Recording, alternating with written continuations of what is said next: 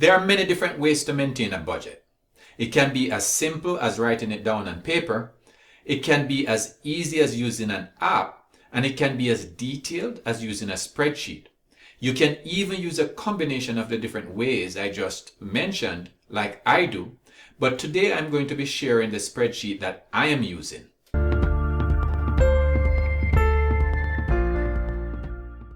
Here's what the spreadsheet looks like.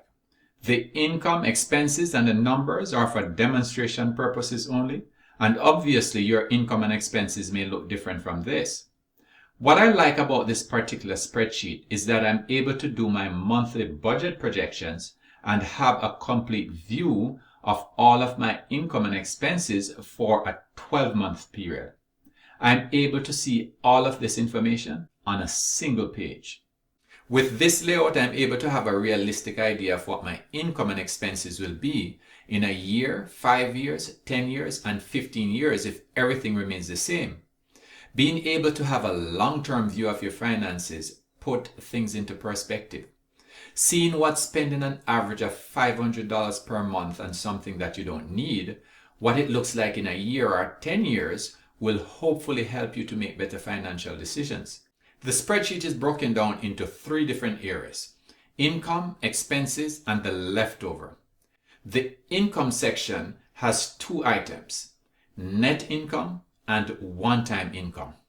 Net income is what is left once all of your deductions, such as taxes, health insurance, and 401k, are removed. One-time income captures all and any income that is not a part of your salary from your employer and is not a recurring income. Selling old electronics on eBay would be an example of income covered under the one-time income section. Expenses can be fixed or variable and are broken down into needs and wants. They can also be organized in order of importance from most important to least important. Needs are the essential expenses like housing, utilities, and food, while wants are what you can forego without affecting the overall quality of your life. There's also a one-time expenses category that covers expenses that were not projected, like car repairs, or expenses that you can pay on an annual basis, such as vehicle registration.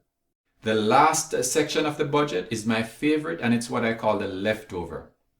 It is the amount that is left when you take your total expenses from your total income. It can be a deficit, a surplus, or you can break even. A deficit means that you spend more than you earn. A surplus means you earn more than you spend. And break even means that you spend the same amount that you earn. This column is where I am able to project my income, expenses, and leftover for the upcoming month.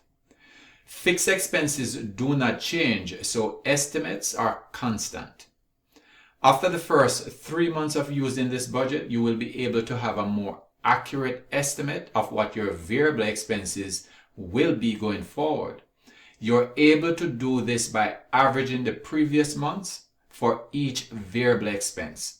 The more you use this spreadsheet, the more accurate your estimates will be over time, which will ultimately increase the overall accuracy of your budget projections. At the end of each month, I compare my estimates to my actual income and expenses to see where I need to make adjustments for future projections. For example, for the month of January, the estimated income was $6,000. But the actual income is $6,200 because there was a one-time income of $220 that was not projected. The estimated total expenses for the month of January was $5,771, but the actual total expenses is $6,471, which was more than projected. Because of the difference between the estimated and the actual income and expenses, the estimated actual leftover is also different. Here, the estimated leftover was a surplus, but the actual leftover is a deficit. This is what the spreadsheet looks like when it has 1 year of information. In this example, earning an average of $6,000 per month in 15 years is a little over $1 million if your income never changes. But it is reasonable to expect that your income will increase over a 15-year period. After the first few years, you should have a reasonable idea of how much not only your income will increase, but also your expenses. For a person that pays rent of $2,000 per month, they would literally be paying somebody else's mortgage to the tune of over $350,000 in 15 years if nothing changes. Think about it. And like with your income, it is reasonable to assume that the house that is being rented today for $2,000 per month will likely cost more in rent over a 15-year period. Spending an average of $150 per month on dining out is more than $27,000 in 15 years. Using the numbers in this example, the total spent on wants over a 15-year period would be over $150,000. If half of that amount was invested in the S&P 500 on a monthly basis for the past 15 years, it would be valued today at over $400,000, which is more than a 400% return on investment. Having a surplus of an average of $500 per month is equivalent to almost $100,000 in 15 years. Now, if that was invested on a monthly basis in the S&P 500 for the past 15 years, the value today would be more than $500,000. With this spreadsheet, I'm able to see what I can save or waste over a 15-year period so I don't overlook small expenses because they add up over time. Let me show you an example of why it is important not to overlook small expenses. Air Jordan sneakers went on sale on April 1st, 1985 for $64.99. Adjusting for inflation, that $64.99 would be valued today at roughly $184. That is still not a lot of money. But what do you think that $64.99 would be worth today if instead of buying one of those sneakers, the money was used to buy shares in Nike? If all the dividends received from owning $64.99 worth of Nike shares were reinvested in Nike, that $64.99 would have a value today of over $80,000. Let me say that again for emphasis. $64.99 invested in Nike in 1985 would be valued today at over $80,000.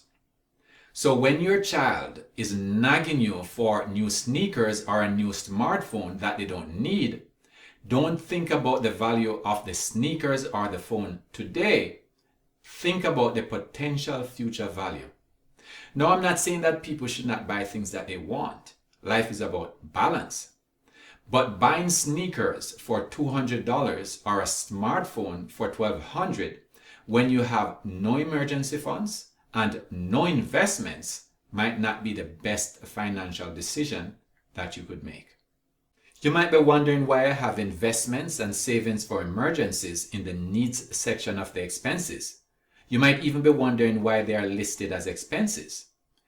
That is because I see these items as expenses for my financial future.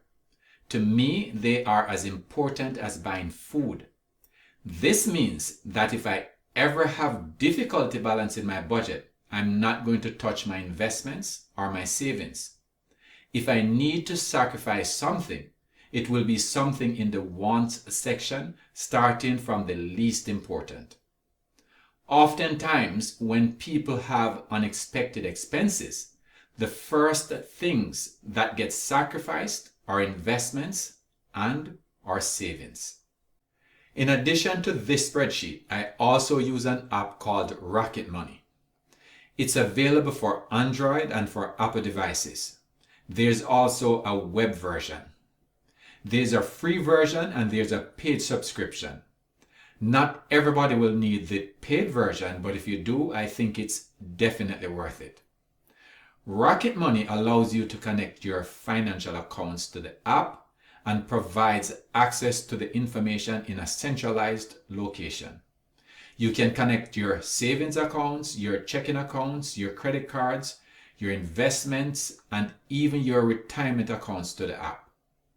Once you connect your accounts, you're able to then create budgets and monitor real-time activities.